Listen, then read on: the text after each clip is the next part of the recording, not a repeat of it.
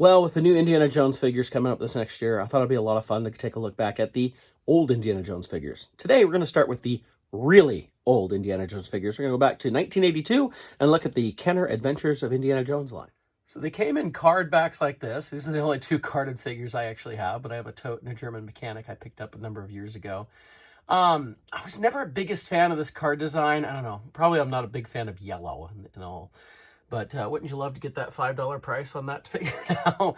But if we look at the back here, it shows 4 figures on this one. Of course, that Marion is one that a lot of people wanted. And then the free Belloc and ceremonial garb here. And there was a couple of play sets and a couple of vehicles. We're going to look at all of that stuff today. Let's start with the figures. So the Indiana Jones line has long been one of my favorites. It was one of those in the 1990s when I really got into toy collecting. I really went out and looked for all the original figures. Now, I have a full set of figures and all the play sets and everything, but I never got all the accessories. I really didn't worry about it too much. In the end, I'm just happy to have the figures.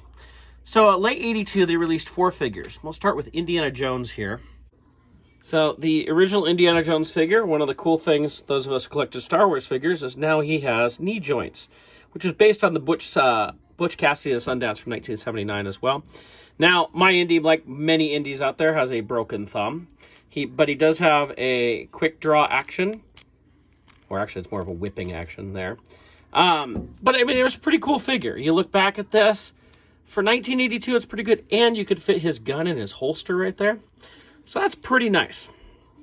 Next, we'll look at Tote here, and Tote has a removable jacket here that goes over his shoulders. You can see kind of the design on him.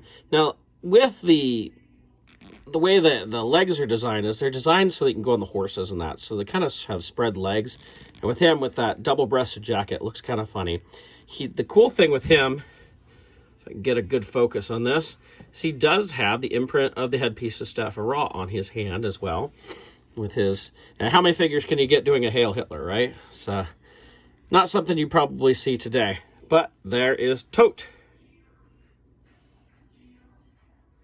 Next, we have the Cairo Swordsman, which is an interesting figure in that he always seems to get made. No matter what line, we always get Cairo Swordsman, even though he's barely in the movie. So he's got, like, his little sandal feet. He's got this cloth robe, which is really kind of funny because he's just kind of wearing underwear underneath, for those people who like to look underneath their figures. He does come with his sword. They did update him in the modern line, or the 2008 line, if you will. So that is the Cairo Swordsman. Next, we have one of the more expensive figures in the line, in Marion Ravenwood. Now, she has a cloth dress on. Mine, the elastic has, like, really gone away, and I have another elastic band around it just to keep her dress up. She did come with a display stand, not this one, but its own stand so that she could stand. She does not have bendable knees. They are just straight legs. And she came with a monkey as well. I don't have that monkey, but I do have the one that came with another set that we'll look at here in a little bit. So this is Marion Ravenwood, which was part of the first 4 figures. Next, we have a mail-in figure. Belloc was a mail-in figure with the beginning of the line. Mine, I actually bought this in the 90s, sealed in a mailer for under $10 or something like that. Can you believe that? I know, and some people look at it and you opened it. Yes, I did, but I have this nice pristine version of Belloc and ceremonial robes. He does just have a regular Belloc, which we'll get to in a little bit underneath. He comes with the ram's head staff and his chest piece. Fairly nice figure with the cloth robe and everything. But this was the mail-in figure. Now, this was supposed to be a carded figure later on. I think some leaked out somewhere. It was one of the rarest carded figures to ever find out there, if it really exists totally. Next, we have Indy in German soldier disguise. Interestingly enough, Kenner never produced a German soldier.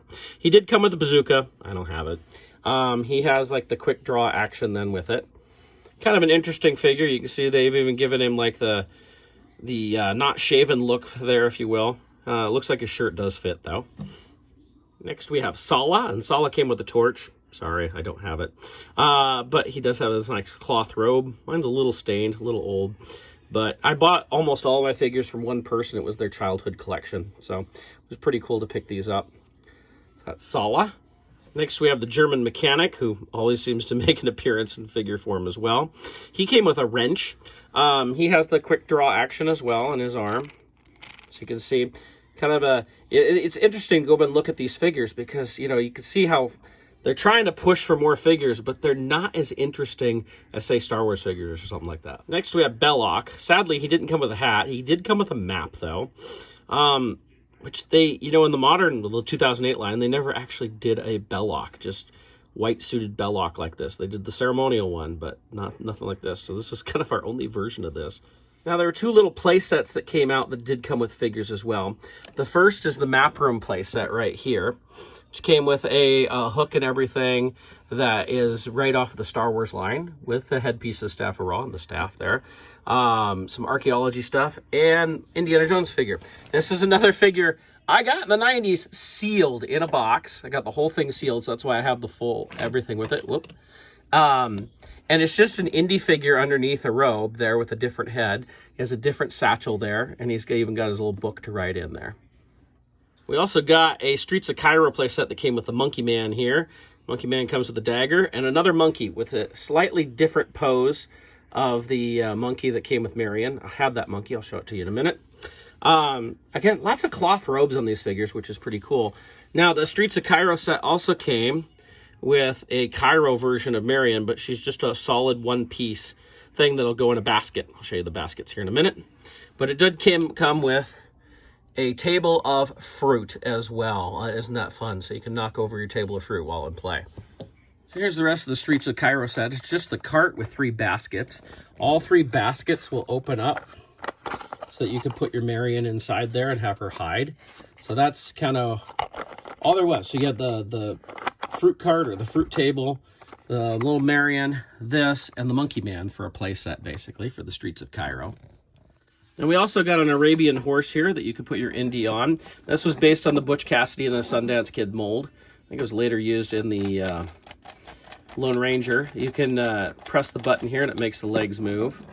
And your Indy figure fits very well on top of it. That's why his legs splay out a little bit, is in order to fit on that. In fact, see how that Indy fits on there like that. You can probably get his feet in the stirrups, but I'm not going to push my luck there with it. Next, we have the Well of Souls play set here. And it comes with an Ark of the Covenant that, yeah, you can take the lid off of it.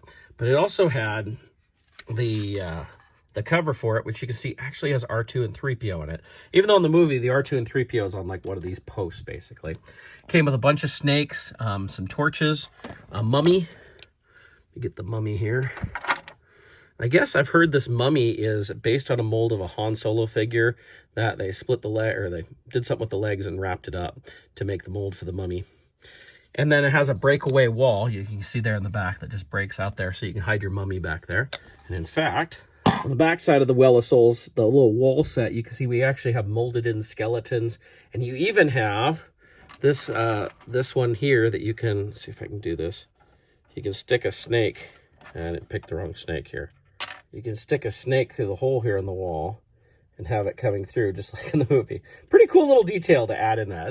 This is kind of a fun playset for all the little details you get into it. Next, we have the Desert Convoy truck, which, you know, had so many things that happened in it. You can open the doors and put your figures inside. You can see it's very minimalistic inside. Now you can take off the back canopy as well.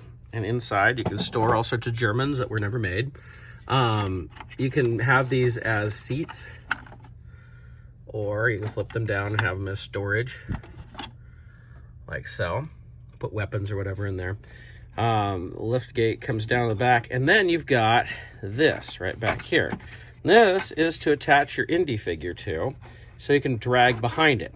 Now there's a little switch right here. If you move this switch over here, it's funny, I just discovered the switch. I've had this thing for like 30 years and didn't even know the switch was here.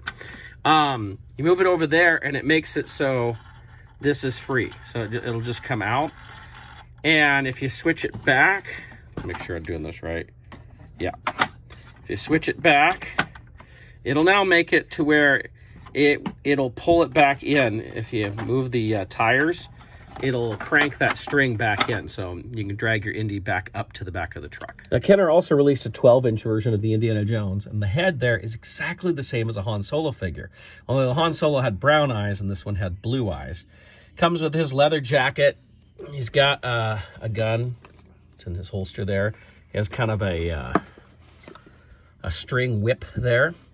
And he has a strange cloth hat. I mean, when I bought this, I found this in an antique store in the 90s.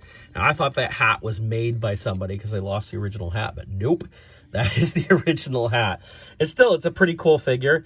It doesn't command a lot on the secondary market these days, but it's still kind of a fun one to get. And the cool thing is I mean, the mold for this, which was Han Solo, is actually used in the movie itself during the when the German soldiers were being zapped by the Ark of the Covenant. So that's kind of my brief look back at the vintage Indiana Jones line. Now, if you like this, let me know. If you'd like to see anything more in-depth, let me know. And I can go through the Temple of Doom line. There's only 3 figures there. Last Crusade line, well, I only have 1 of those figures, but they're almost all the same anyway.